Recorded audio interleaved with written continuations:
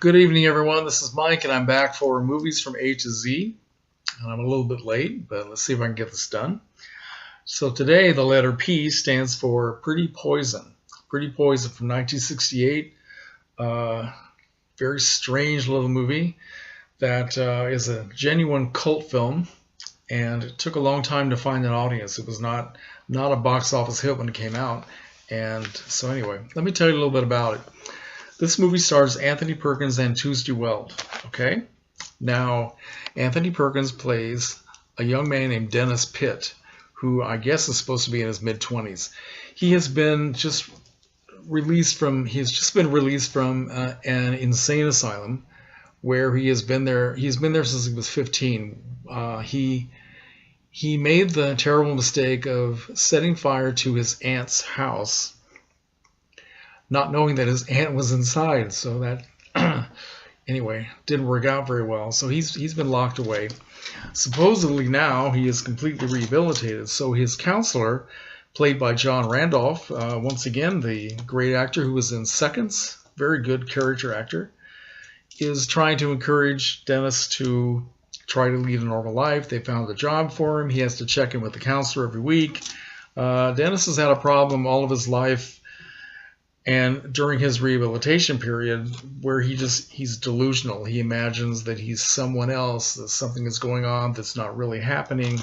But supposedly that he's got a handle on that, and the counselor is trying to encourage him to just not give in to your delusions. Well, so Dennis is released, and within a short time he leaves the job in the city that they found for him without letting his counselor know, which was not a good thing to do. He moves to a small town in Massachusetts where he has a very dreary job working in a chemical factory.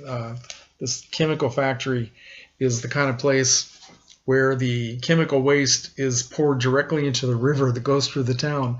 So it's kind of creepy. Anyway, so Dennis is found by his counselor, and the counselor is still trying to help him lead a normal life. But one day, Dennis sees this beautiful high school majorette played by Tuesday Weld, who at this time was about 25 years old. So she was a little bit too old to be playing a majorette for a high school band, as was Tony Perkins. Was 36, 37 years old when he made this film, but he always looked younger than he really was.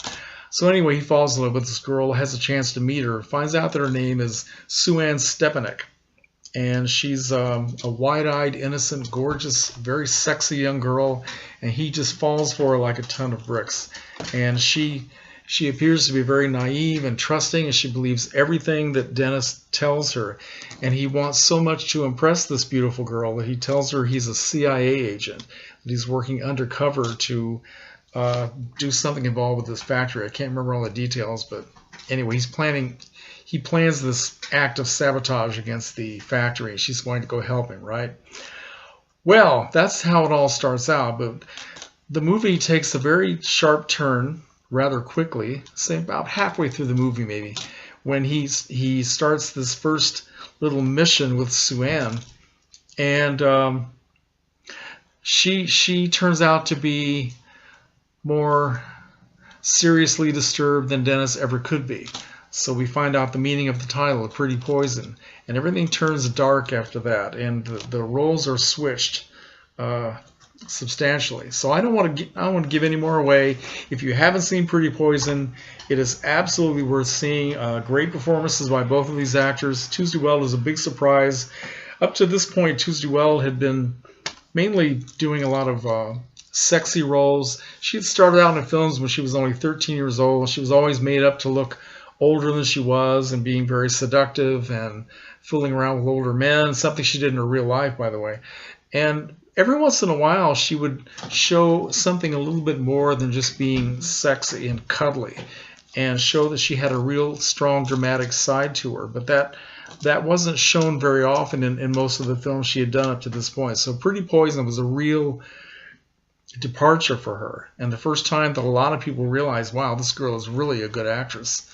All right, and Anthony Perkins, I didn't know this until I read something on Wikipedia tonight, that Anthony Perkins, of course, had this huge success in Psycho in 1960, but Pretty Poison was his first American-made film, since Psycho. After that, he had worked exclusively in European films. He had done theater, and he finally got back into making American films with this role, which was almost like Norman Bates being let out of the mental institution and getting into this film and running into Tuesday Wells. So he never really managed to escape the specter of Norman Bates. He was so convincing in that role that a lot of the things, probably most of the things he did after that, he was just a little bit of Norman Bates was included, you know, coming out, and the twitchy facial movements and the voice inflections and certainly the characters he played. This is a very good movie. Now, Noah Black was a director. He had never directed a feature film before. He had done a short film. How he got this job, I'm not sure. This was made at 20th Century Fox, which is a major studio. But after he did this, he concentrated mostly on television, which brings up a good point. When I watched this film, I think it looks like a made-for-television movie of the week. Back in the 1960s and 70s, all the major networks in the United States were putting out made-for-TV films 2 or 3 times a week. And a lot of them were very good, very mysterious type plots and horror plots and action films, all sorts of things. Of course, they couldn't have the kind of the kind of language and the violence and the sexuality you could see in feature films back in the late 60s, early 70s. But a lot of them were very good. But this just had the feel and the sound, the music, and it made me feel like I was watching a made-for-TV movie, which is not really a good thing when you're watching a feature film. However, when the movie started to turn dark and demented, I thought, wow, it's such a change, because in a TV movie of the week, you're not expecting to see what you see in Pretty Poison. So I think it actually worked to the advantage of the film. Now, Tuesday Weld was very unhappy making this. For some reason, she hated the director, and they did not get along at all, and she never had anything good to say about this film. She said later on that she could not be objective about a film that she did not enjoy making. She didn't care how many critics liked it. She hated it. Maybe she just didn't trust the director because he didn't have a lot of experience or something. But she didn't do anything to promote the film. In fact, when it was released, the studio didn't promote it either. It was 1968, which was the year that we had 2 assassinations in this country. We had Bobby Kennedy and we had Dr. King. And it was not the time when a lot of people wanted to go to the movies and see movies about vicious murder, which was featured in this film. So the movie disappeared very quickly, did not do very well, although some of the critics of the time liked it. Pauline Kael liked it, and she said a lot of good things about Tuesday Weld, and Rex Reed actually thought it was one of the best films of 1968. But it took a long time for it to find an audience. Now, when I got this Blu-ray, I was very happy because it has a commentary with Noah Black, the director, and I wanted to see what he had to say about Tuesday Weld, because she never had too many good things to say about him. But actually, he spoke very nicely about her, and he said that there were a couple of scenes that she did under protest because they disagreed with the interpretation of her character. But he had nothing bad to say about her. I think he probably liked her very much. And the top acting honors in this film, I feel, besides Weld and Perkins and Randolph, who are all very, very good, Beverly Garland has a supporting role as Tuesday Weld's mother, Mrs. Stepanek, one of the best things she ever did. And Beverly Garland was a great actress, did a lot of sci-fi and horror films in the 1950s, really always good at what she did, and she's exceptional here. It's a shame that she didn't get some kind of recognition for the part she played in this film. And I guess that's probably all I want to say about this. Now, Tuesday Weld and Anthony Perkins were actually distantly related. I believe they were distant cousins or something like that. I don't know how close they were, how well they knew each other, but apparently they got along very well professionally. And they would work together again a few years later in a film called Play It As It Lays, 1972, which is another one of my favorites and showed Tuesday Weld off to very good advantage. So anyway, if you have not seen Pretty Poison, please give it a chance. There's a terrific Blu-ray from Twilight Video, I think it was a limited edition.